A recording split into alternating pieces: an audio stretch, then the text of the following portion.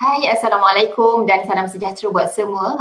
Alhamdulillah, hari ini kita bersama-sama sekali lagi dalam sesi FB Live ya, bersama saya Dr. Nur Yakin Muhammad Isa, pakar perunding perubatan dan paru-paru daripada Sunway Medical Center, Velocity. Jadi hari ini kita amat bertuah ya, kerana bersama-sama kita adalah seorang doktor pakar paru-paru daripada Amerika Syarikat ya, Dr. Avinash Singh Bar ya. Beliau adalah merupakan pakar paru-paru, critical care ya, dan juga permasalahan tidur ya, yang mengasaskan ya perkhidmatan telemedicine klinik ataupun secara dalam bahasa Inggerisnya pulmonary telemedicine practice sleep ya, in the US ya. He is an Asian scholar, IMU graduate and has an MBA from the University of Chicago. He is a recipient of the Asia 21 Young Leaders Award class of 2016 ya, one of the 33 professionals from 24 countries representing the private, public and non-profit sectors from across the Asia Pacific ya. And currently he is practicing in sleep institution in Georgia, US. Yeah. So without further ado, I would like to invite Dr. Avinash Singh Bar with us. Hello, Dr. Avinash. Apa khabar? Hi. Baik, Alhamdulillah. How are you? I'm good. Alhamdulillah. Right, great. So Dr. Avinash, mungkin kita akan cuba mix lah kot English dan bahasa ya, kerana Dr. Avinash sudah 14 tahun meninggalkan Malaysia ya. Ya, dan memang. mungkin agak kurang fasih berbahasa Malaysia, tapi tidak mengapa, yang penting kita inginkan input ataupun maklumat ya berkenaan perkembangan COVID-19 di Amerika ya. Jadi sebelum kita mulakan ni, mungkin Dr. Avinash boleh cerita sedikit ya latar belakang pendidikan ya, asal daripada mana dan bagaimana Dr. Avinash boleh kini bekerja sebagai pakar paru-paru di Amerika Syarikat. Dipersilakan. Yeah, terima kasih. So I grew up, I was born and raised in Kuala Lumpur, and I went to sekolah rendah kebangsaan, sekolah menengah. Then after that, ended up going to Singapore for ASEAN scholarship. Then lepas tu, I came back to Malaysia to do IMU. I didn't get into NUS. You know, it's good to always share our disappointments as well when we don't get what we want. But I ended up coming back and got into IMU.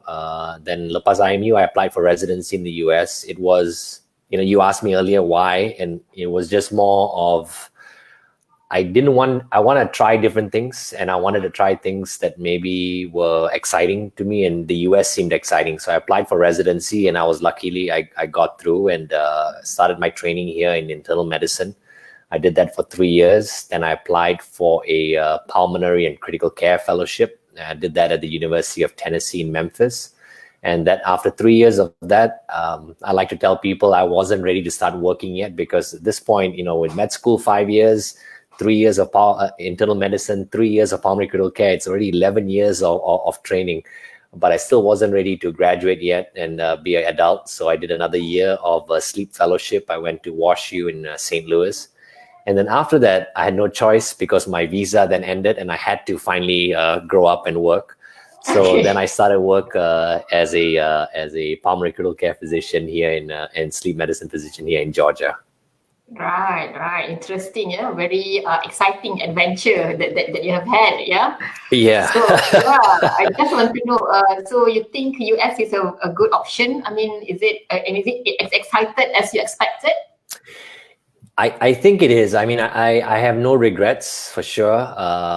I always follow your heart in terms of what you like doing, and I liked trying different things. And I knew that I could always, if I had a branch in the road, I had to decide which one to choose. I'd just choose the one that I knew if I didn't do it, I would regret it later. Even though it was a harder choice, even the choice or decision for me to do my MBA.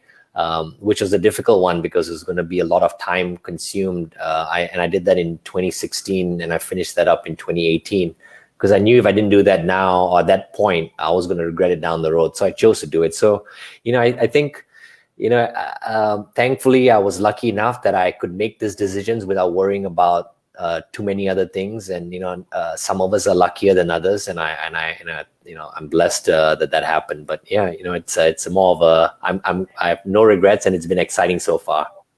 Right. Sure. I'm sure you are very inspiring actually, an inspiration to all of us, the Malaysians, to have a Malaysian in the US, practicing as a consultant respiratory and critical care sleep physician, mungkin soalan seterusnya Dr. Avinash, saya berbahasa Melayu untuk mungkin memudahkan netizen di sini faham bagaimana perkembangan terkini kes-kes COVID-19 di Amerika berapa banyak kes kematian berapa banyak pula kes yang telah sembuh dan jumlah kes COVID-19 terkini di Amerika Syarikat sana.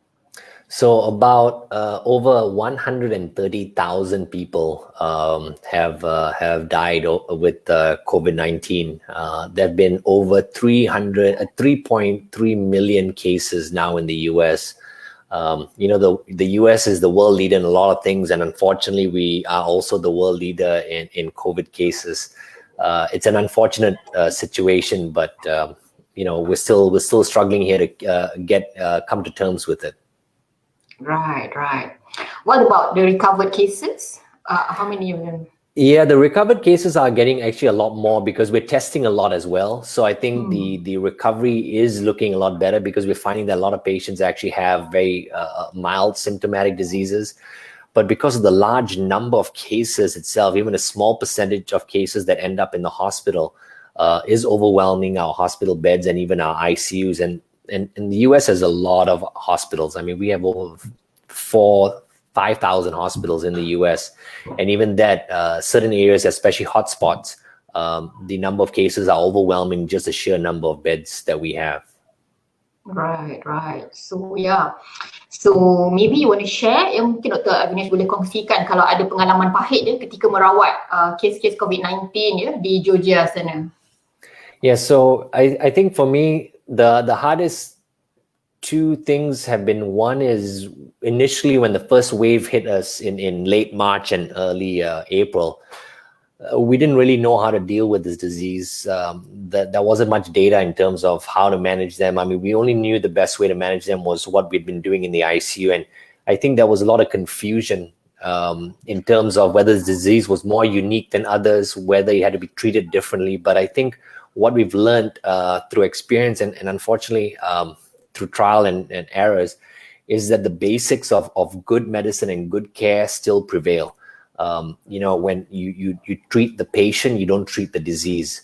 You ensure that you understand what's going on and you respond to it appropriately. There is no dogma that that should exist in medicine. There shouldn't be you have to do A because B exists, or you have to do B because A exists.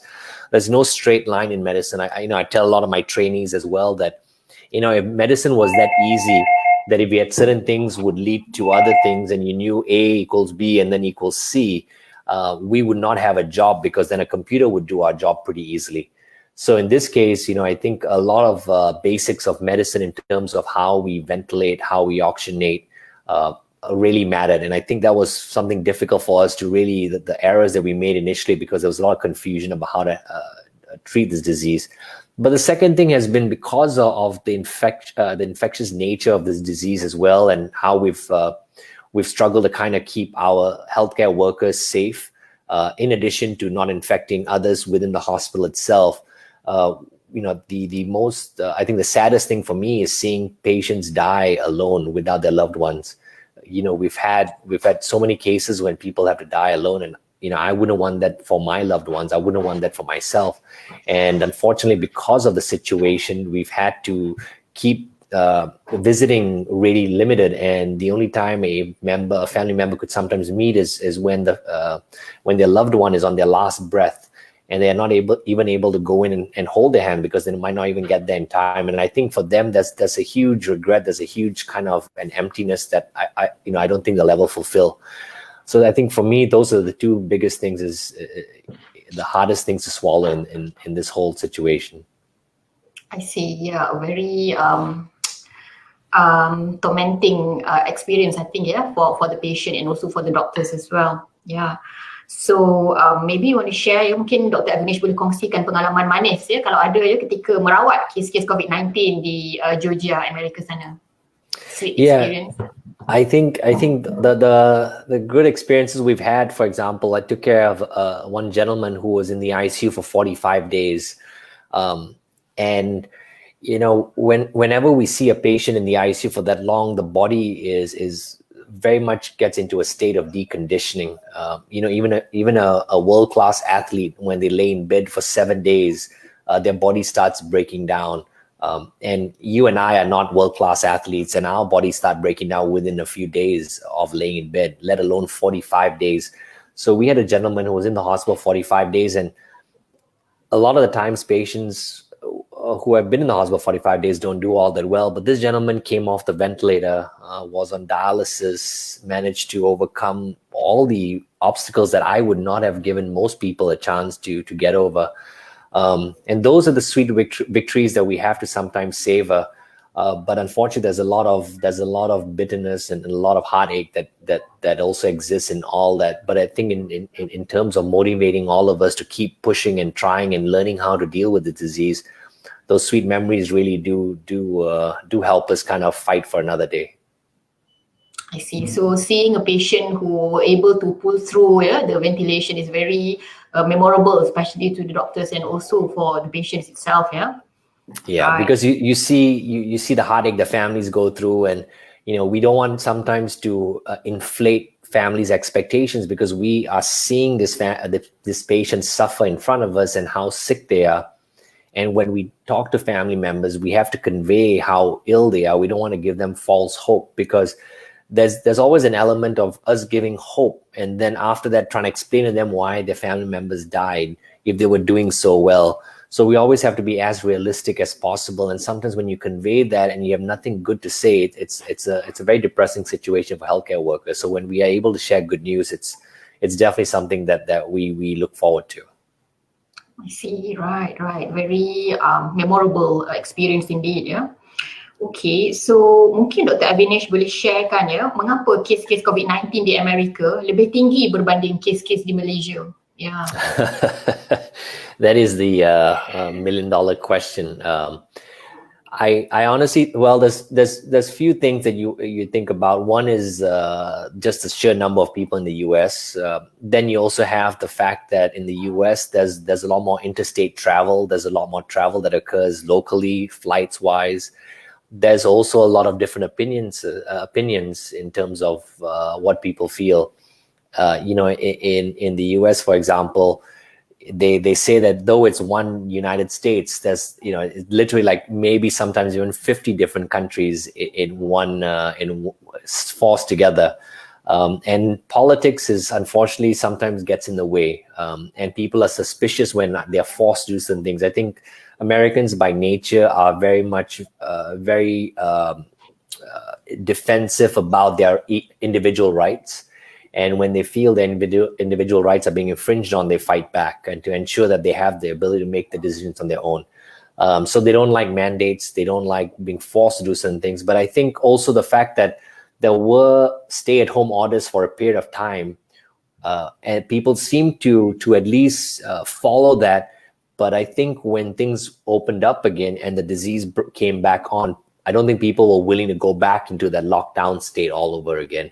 I think there was just, the number of jobs that were lost. And over here in the US, your job is also tied to your health insurance, and people were losing their health insurance. So, caregivers or people who were trying to, care for their family members who sickly couldn't do that because they had lost their insurance as well. So, I think there's a lot of factors in play. Politics is definitely one, but also that ability to kind of make a decision on your own. And I think that has kind of maybe spread the disease a lot further than we should have. But plus, I think there's been a lot of misinformation out there as well. And I think the misinformation has been spread by people, sometimes well-meaning, when they question data. I think data should always be questioned. There's in science that we've gone through as well in medicine. Whenever something comes out as, we have to do this because it's the best thing to do, we found many years later that no, it wasn't really the best thing to do. And yeah, it could have harmed some people. So I think questioning data is good, but I think in this pandemic and the confusion that's created more suspicion and fear. And that has led to a lot more unnecessary cases and a lot more unnecessary deaths as well. The US also has a large population of nursing homes. And that as well is where a lot of our deaths have come from as well. Because we have, I think about some estimates being 30-something to about 45% of our deaths have actually come from nursing homes. This similar number of cases, a percentage actually occurred and I think in Italy as well, where there was a high number of patients that actually died within nursing homes itself. Because if you're looking at the vulnerable population that we all seem to have understood from the start, is that you have to be either older and with comorbidities. And nursing home patients are exactly those populations. So the US has a large nursing home population. So I think that has also driven a lot of those the diseases upwards as well. I see. So a lot of factors are playing important reasons. I mean, important factors. Yeah, the politics, the misconceptions, misunderstandings. Yeah, and also the nursing homes populations. Yeah. So elderly populations are more affected over there. Yeah. Yeah. Right. Okay, jadi mungkin Dr. Agnes boleh share apakah faktor-faktor utama ya yang sebenarnya boleh melambatkan kesembuhan penyakit COVID-19 ni? Yeah. One is, I think, recognizing if you have the disease is to seek help. I think that's definitely one thing. But one thing that makes you prone to the disease as well is making sure that you're healthy. I think one thing is this disease is really exposed to all of us is how vulnerable we are to pandemics or diseases that we don't anticipate. But I think our own health. So, for example, I think most people have to take away the essence of what makes us healthy. A lot of people, even in Malaysia, where we are struggling with a lot of high diabetic cases and diabetes in Southeast Asia, for example, we've got one of the highest number. We have to understand, and instead of tak apalah, don't worry, kencing manis saja, or we have to look at it as like, this is going to make my health in the future vulnerable. That can sometimes, it's not going to be something that's, it's a few years down the road or 10 years down the road or 20 years down the road. It could kill me now. So I think one of the things that we all need to be aware of is our state of health and how vulnerable it is, and to start taking care of ourselves now. So the three crux of good health, again, we doctors know that what we do is also limited in what we can do. And usually we try to damage control. So if you have high blood pressure, we try to control it, but the best thing to do is not to get high blood pressure in the first place. And good health is built on good sleep, good mobility, and good nutrition. I think if you stay mobile, if you eat well, and you ensure that you get good sleep, those are the three crux that actually keep you healthy and safe, and hopefully also then add to you being able to fend off diseases like that. Right. Jadi banyak faktor-faktor yang terlibat yang boleh melambatkan kesembuhan. Yang paling penting ialah kita perlu mengamalkan cara hidup yang sihat ya. Exercise regularly, makan makanan seimbang dan tidur yang cukup ya Dr. Avinash ya. Okey. Jadi soalan yang seterusnya ya, adakah kurang tidur akan melambatkan proses penyembuhan COVID-19 ya? Kalau ya, mengapa itu berlaku? So poor sleep has been associated with a poorer immune response as well.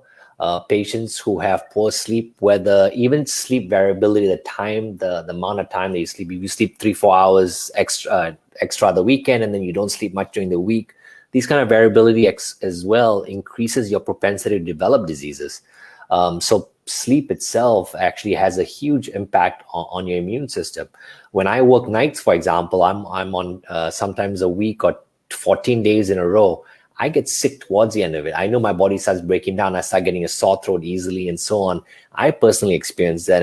And the data as well, science and research has shown that if you don't get good sleep, you actually are more likely, your immune system goes down. You're more likely to catch infectious diseases or even get other diseases that are not infectious. So, I think sleep is so tied to our immune system. We used to think of sleep as a non-active phase. You're awake, you're active, but then you're asleep, you're non-active.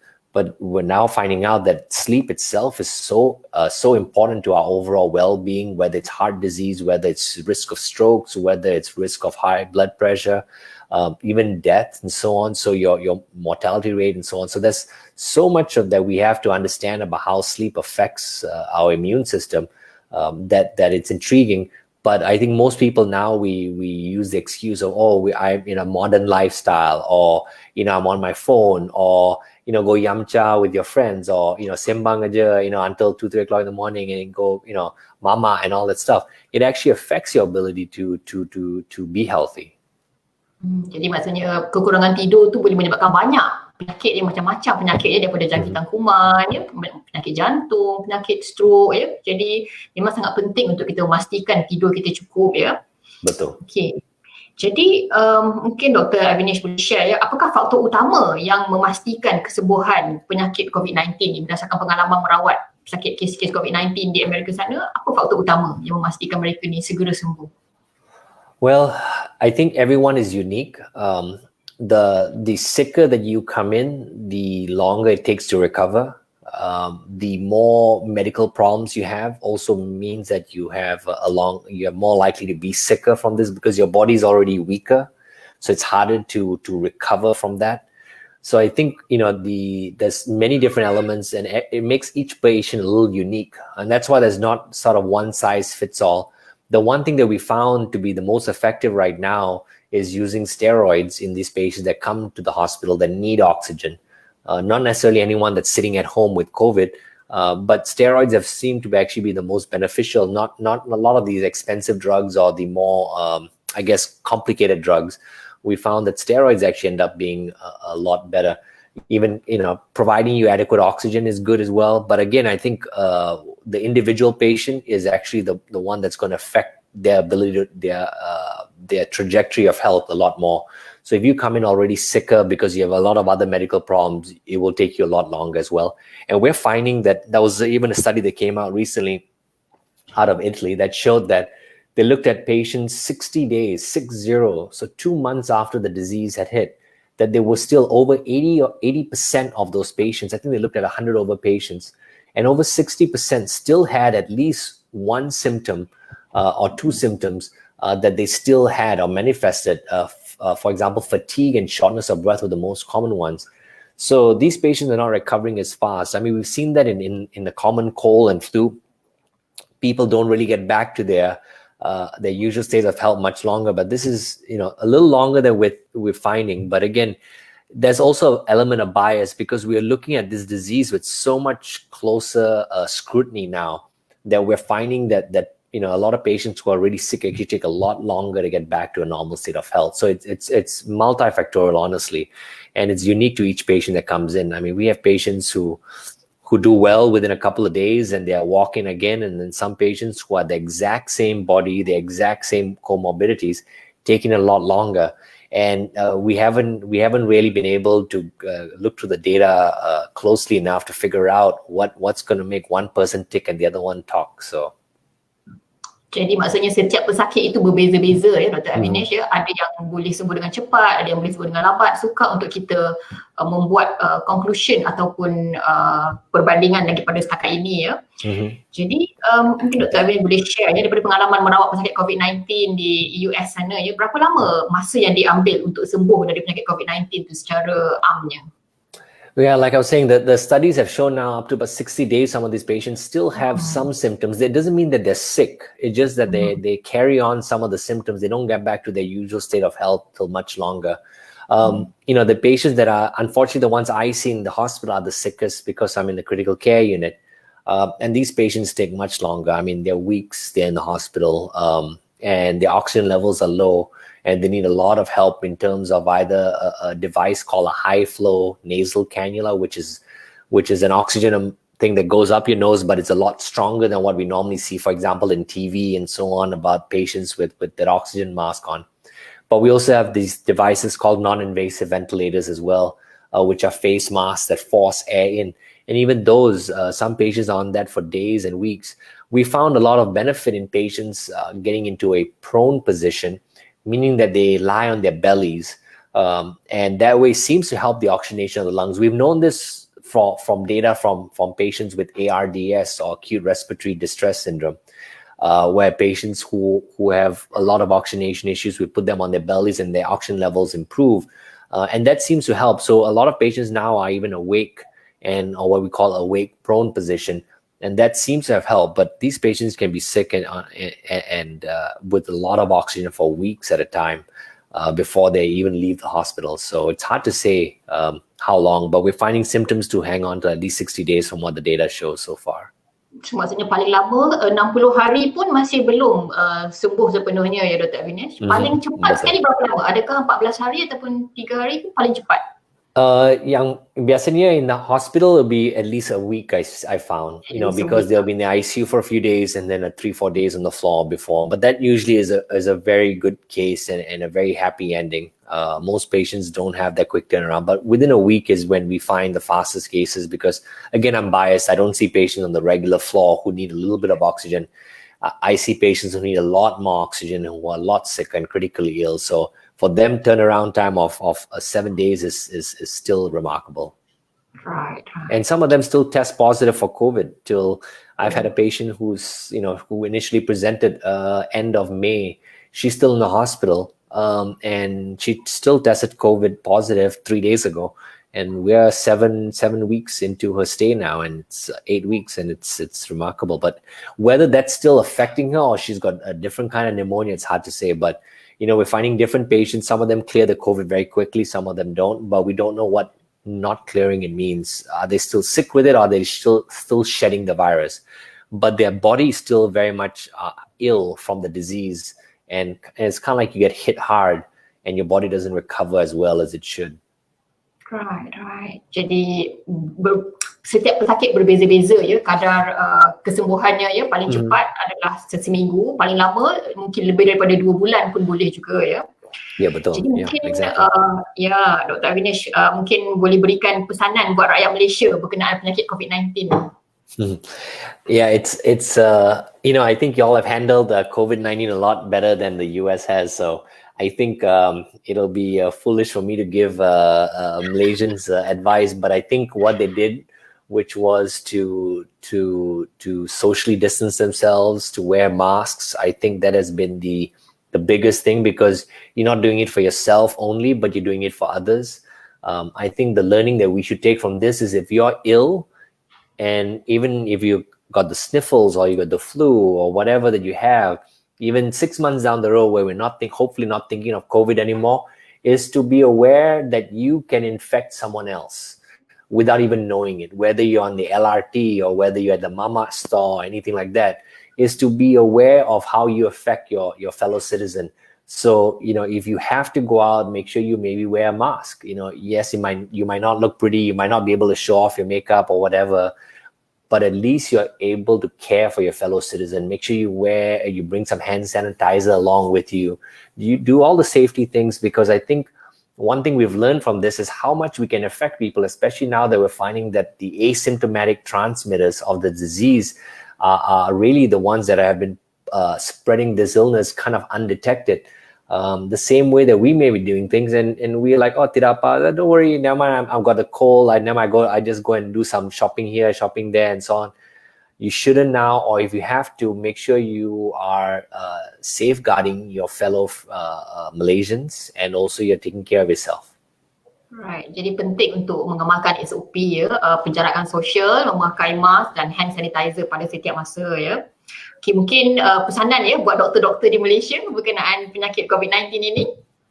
Good. Well, I think one message I can say is, I think something I said before as well, which is we found that the basics of good medicine still prevail. How you treat the disease, and make sure you treat the patient before you treat the disease. There's no sort of knee-jerk reaction.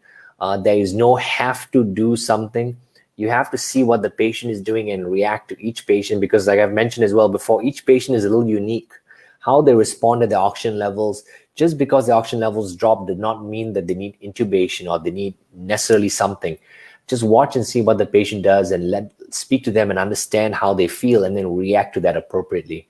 Start them on steroids if they need oxygen, put them on their belly, for example. Try that out. Especially now we're finding that these patients tend to tolerate low oxygen levels better than we gave them credit for.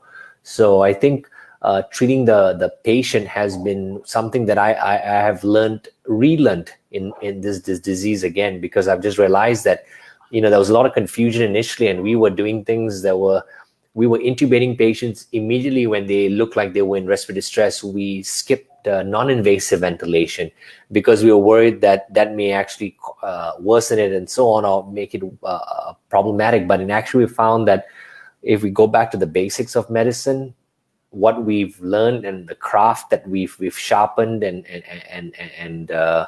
practiced for many years now, I think that still exists, and I think we should always go back to data that we've learned. How we manage ventilators, good ventilation care, getting patients off the ventilator, sedation vacations. All of these things, spontaneous breathing trials. All these basics of medicine have not gone out the window just because COVID has come into play. And I think the more we know about the disease, the more we realize that our basics of what we know about good medicine will still prevail. And to listen to the patient and to treat each individual patient as individuals that are unique and do no harm. That's the first thing. Right. Jadi maksudnya kita perlu berbalik kepada asas, ya, back to basic, ya, praktikkan ilmu perubatan yang telah kita pelajari, ya, dan kita perlu menjaga pesakit berdasarkan individu seseorang, ya. Tidak semua pesakit sama, ya, setiap pesakit berbeza-beza, ya. Betul. Okey, Waalaikumsalam Dr. Adam Abdul Ghafur, terima kasih kerana bersama-sama, ya. Jadi mungkin para netizen, sekiranya ada persoalan, kita ada beberapa minit lagi untuk mengakhiri sesi ini, ya. Jadi mungkin Dr. Avinash mungkin share tentang Sleep Institute yang Dr. Avinash sedang asaskan ini, apa mungkin ingin share perkhidmatan perawatan tidur dan sebagainya. Yeah, so what I felt, again, going back to sometimes what we do is, what we have to do as doctors or physicians is to listen. And I found a lot of my practice was listening and understanding what someone's problem was. And the physical exam itself was secondary. If you could take a very good history, a lot of times that with some pointed tests, you could actually figure out what's going on with the patient. So what I wanted to do was, for me in Georgia, for example, I had patients who would travel an hour to come and see me, wait in my waiting room for 45 minutes. And I would see them, and within 5-10 minutes, I would know what to do for them. And you think about it, someone has driven so far, spent the whole afternoon. Some of them are older that they have to get their anak-anak to take off time from their work to come and drive them, and they have to use their walker or their tongkat and then come and see you. And then you're like, wow, there's so much effort to come and see me. But if I had known what you were complaining of or what your problems were, I could have helped you from wherever you are. Now we have telemedicine. It's so easy. Like you and I are doing this live session as well. You could very much be a patient who tells me the disease, and I could then say, okay, go ahead, there's an x-ray center near your house, go ahead and get an x-ray and have them fax it to me, and I can immediately tell you what you have. And so you don't need to take off all this time. You don't have to go drive an hour. I could do a lot of what I was doing. So even for now, for example, whenever someone comes to me with sleep issues, I have a sleep test kit that we can ship to the patient's house. They can put it on themselves. There's a video that I email them. They put on the kit. They go to sleep with it. They send the kit back to me. I upload the data. I read the data. And then we find out exactly, and the patient has not left the house. They could be in their office. They could be at home. And so I found that a lot of telemedicine actually, and I'm not saying telemedicine is going to solve everyone's problem. I think it can solve a large number of patients' problems. And then the more specialized or the more complicated or the more sickly patients need to come in to be seen. But if we can triage patients in this way, and so that they can get care where they need, because a lot of patients as well will not seek treatment because it's lechera, long time. I don't want to see the doctor. Now another time. Then they defaulted their follow-up, right? They default on their follow-up, they give excuses and all that stuff. And I realized that, that now we have the technology, we have a phone, people can see and then just speak to the doctor and get help. They don't have to worry about getting information on WhatsApp from their family and friends. They can call the doctor, they can speak to the doctor. My patients have my WhatsApp, so they can communicate with me directly. They don't need to go through because patients are very respectful. They're just like you and I. If I have Dr. Nurul's number, I am not going to text you at 11 o'clock at night going, hey, sakit, what to do, huh? No, I'm not going to call you for that, but I'm going to call you when I'm really sick, and you appreciate that. And that level of closeness also builds trust. But then you also as a doctor, you appreciate that relationship. And so I've built a lot of good relationships that way, and I really enjoyed the telemedicine practice because, like you and I are now talking, I'm not distracted by a clinic full of patients. I have just you. I'm not, no one outside bora and talking and saying, okay, get the blood pressure cuff, get this and all that stuff. I can focus on you. I can listen to your problems, and then I can diagnose you and then treat you without distraction of all of that. So I've actually found it very, very interesting, and such how I've changed my practice of medicine. And I've actually found it very fulfilling to conduct my telemedicine practice now for my pulmonary and my sleep patients fully online. And I can test them and treat them and even send CPAPs to their home. So even the treatment for sleep apnea, for example, I can ship the equipment to their home to get treated. So they never actually have to see me, and they never actually have to leave their home.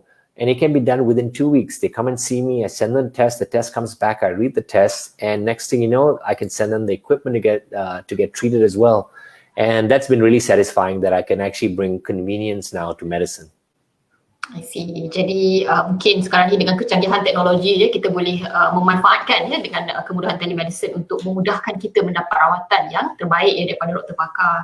Jadi baiklah, kita pun sudah sampai ke penghujung sesi. Terima kasih banyak Dr. Avinash kerana sedia sama-sama kita. Thank you so much for your experience sharing, knowledge and wisdom that you've shared with us. Semoga para netizen mendapat manfaat. Terima kasih juga kepada para netizen kerana sudi sama-sama mendengarkan sesi pada hari ini, dan kita jumpa lagi pada esok untuk membincangkan topik-topik yang seterusnya.